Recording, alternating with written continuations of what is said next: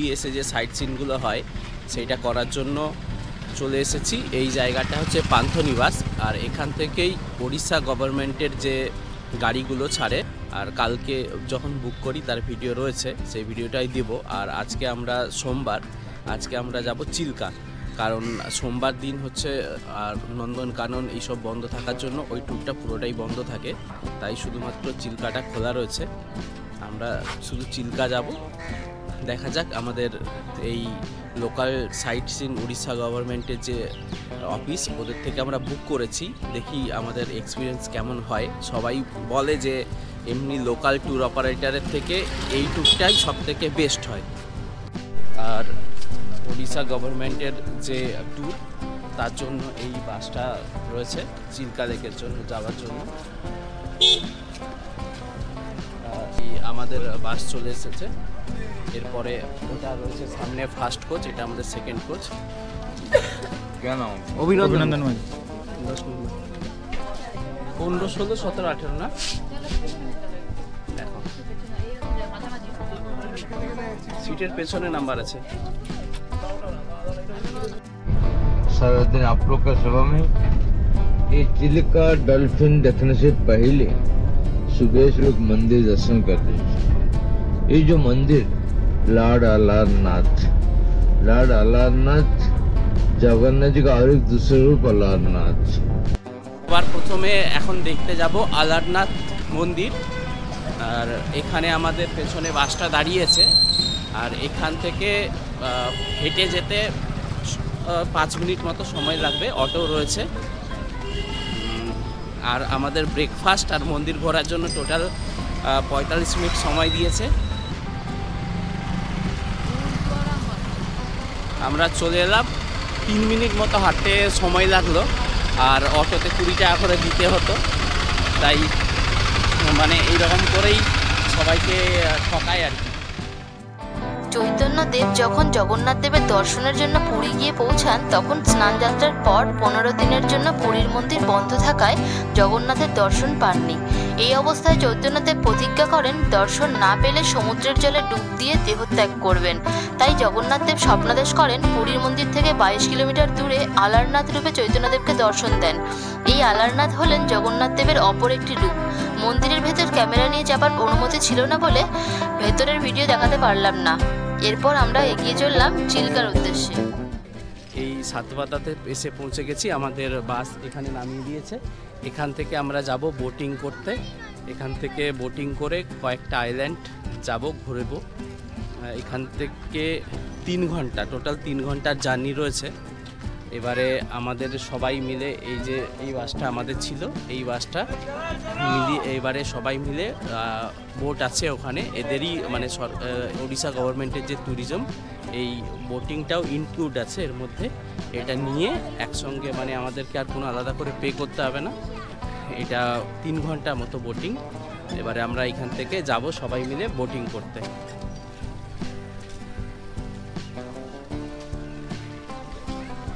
এখানে সাড়ে সব বোট রয়েছে, আর পেছনে বুকিং কাউন্টার আছে, এখান থেকে বোট বুকিং করা যায়।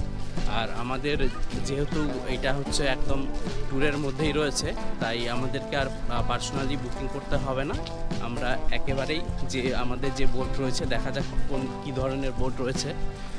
আমাদের টোটাল বাসে 42 জন, তার মধ্যে বললো যে 2টো বোট দেবে, একটা বোটে 30 জন আর একটা বোটে 12 জন।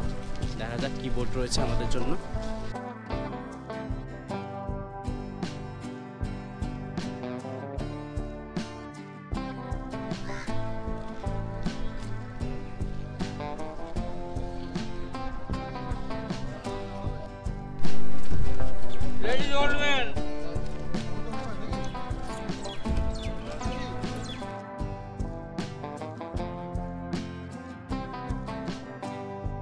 আরো 10 জন ঢুকে যাচ্ছে।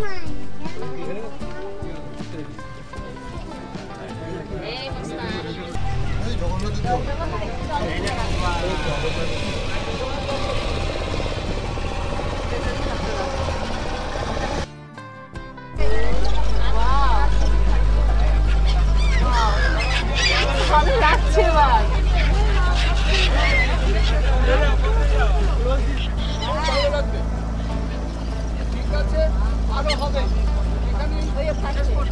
হ্যাঁ, মানে একটা অসাধারণ দৃশ্য সমাবেশ হলো, খুব সুন্দরভাবে সব পাখিগুলো খাবার দিতেই সব চলে এসেছে।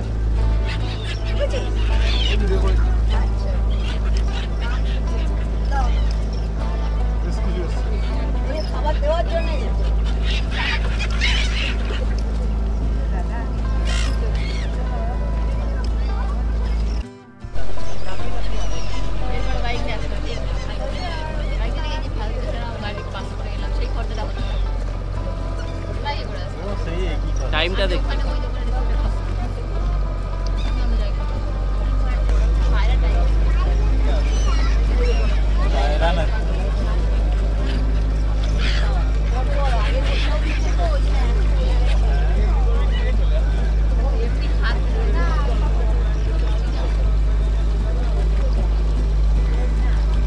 এটা হচ্ছে পয়সা ওয়াসুল ঝিল। হ্যাঁ,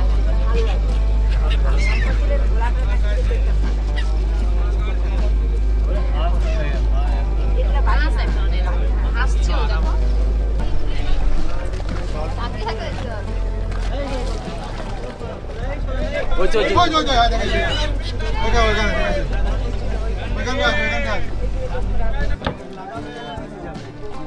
প্রায় দেড়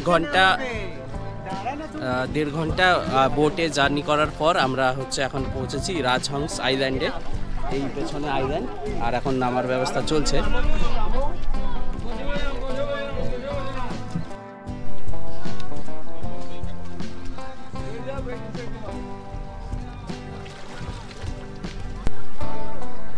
আমরা এই রাজহংস আইল্যান্ডে পৌঁছে গেলাম। আর এখানে এই জঙ্গল পেছন দিকে, এখানে ওই জঙ্গলটা 5 মিনিট পায়ে হেঁটে ওইদিকে হচ্ছে মেন সমুদ্র, মানে আমাদের বঙ্গোপসাগর।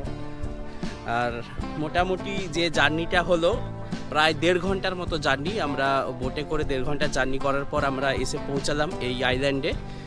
আসার পথে মানে অসংখ্য পাখি দেখতে পেয়েছি, ডলফিনও দেখতে পেয়েছি, অনেকবার দেখতে পেয়েছি ডলফিন।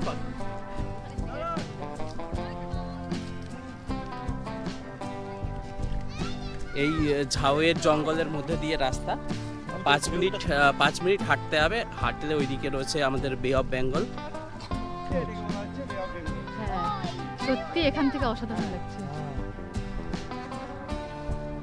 এখানে একেবারে নির্জন সমুদ্র,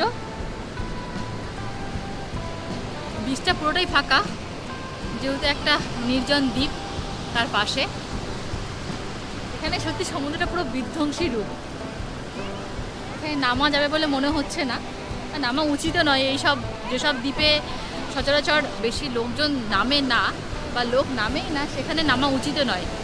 কারণ কোথায় কি চোরাবালি আছে, কি প্রবলেম হবে। সত্যি এখানে না এলে বুঝতে পারতাম না, এত সুন্দর লাগছে, জাস্ট অসাধারণ।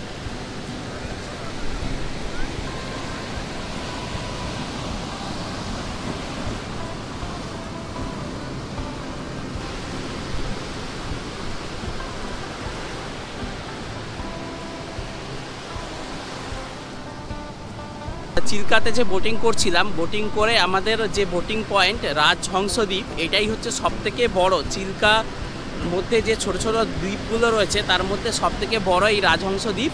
এই রাজহংস দ্বীপের ওই পারে আমরা নামলাম। ওখান থেকে একটু পায়ে হেঁটে 5 মিনিট হাঁটার পর আমরা চলে এলাম মূল যে বঙ্গোপসাগর। এটাই হচ্ছে এই যে লম্বা করে যে রয়েছে পুরো এই আইল্যান্ডটা লম্বা করে, এটা অ্যাকচুয়ালি অফশোর বাঁধ। সেই অফশোর বাঁধ দিয়ে কি হয়েছে, এই চিল্কাটাকে এইদিকে হচ্ছে আমার এইদিকে রয়েছে বঙ্গোপসাগর। এই বঙ্গোপসাগরকে এই যে দ্বীপটা এটাই বিচ্ছিন্ন করে রেখেছে চিল্কা হ্রদের সঙ্গে। এই আমরা যদি আরও করে বলি, এই অফশোর বাঁধটা ছিল বলেই, মানে এটা তৈরি হয়েছে বলেই চিল্কা লেগুনটা ওই পারে তৈরি হতে পেরেছে।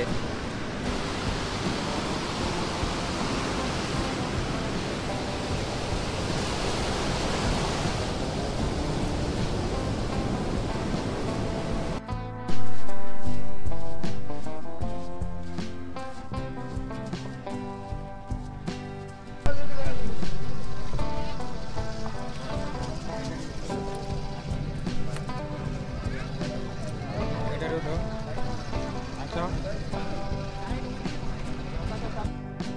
ঘন্টার যে বোটিং ছিল সেই 3 ঘন্টা বোটিং আমরা কমপ্লিট করে এখন এসে পৌঁছে গেলাম আমাদের স্টার্টিং পয়েন্টে। এখান থেকে আবার আমরা যাব, এখানে সামনেই হচ্ছে মিউজিয়াম রয়েছে, ওই মিউজিয়াম ঘুরে দেখব, তারপরে আমাদের বাড়ি ফেরা।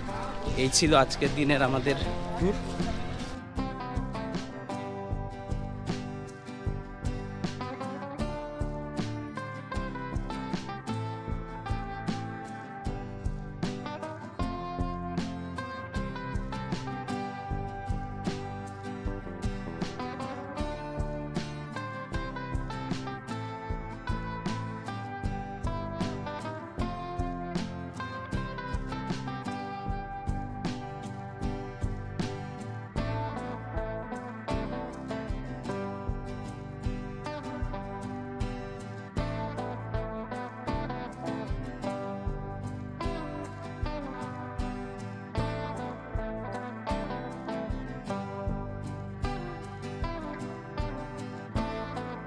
এই মিউজিয়াম দেখা হয়ে গেল, এরপরে মানে এখানেই আমাদের ট্যুরটা শেষ হয়ে গেল।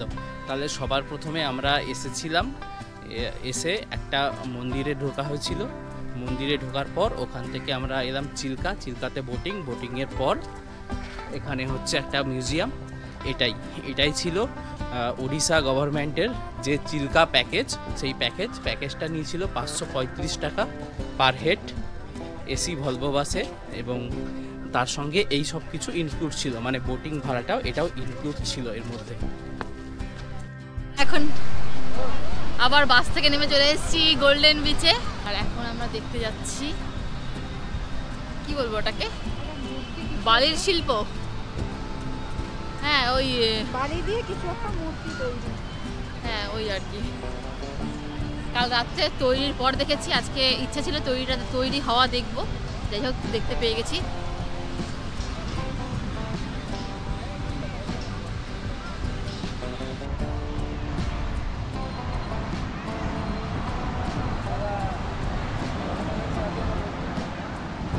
আমরা এই যে গোল্ডেন বিচে পড়ন্ত বিকেলের মজা নিচ্ছি, তবে এই পড়ন্ত বিকেলের সূর্যাস্ত সমুদ্রের পাড় থেকে দেখার মজাই আলাদা।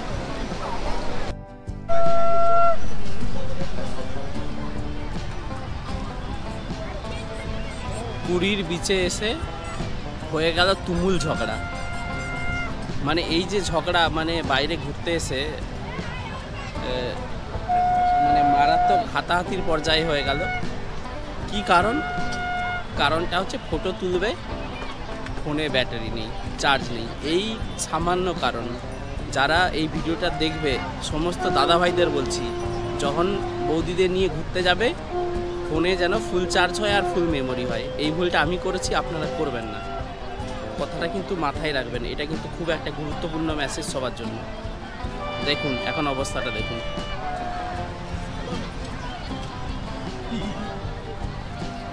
আমরা বাসে করে ঘুরে এসে এই সমুদ্রের পাড়ে চলে এসেছি। ভাবছিলাম রুমে গিয়ে করবোটা কি, যেই যাবো আবার ফ্রেশ হয়ে আসবো, ওর থেকে আমরা ওইটুকু টাইমটাও মিস করতে চাই না। যেহেতু এখন সানসেট চলছে, আমরা এলাম, সানসেট উপভোগ করলাম। এখন তো সূর্য প্রায় আর তেজ নেই, এবার ডোবার পালা। আমরা এখন সমুদ্রের পাড়ে সমুদ্রের ঢেউ এনজয় করছি, গায়ে নিয়ে নয়, বসে চোখে দেখে। আপনারাও আসুন, দেখুন, পরন্ত বিকেল উপভোগ করুন পুরী বিচে, দারুণ মজাদার ব্যাপার।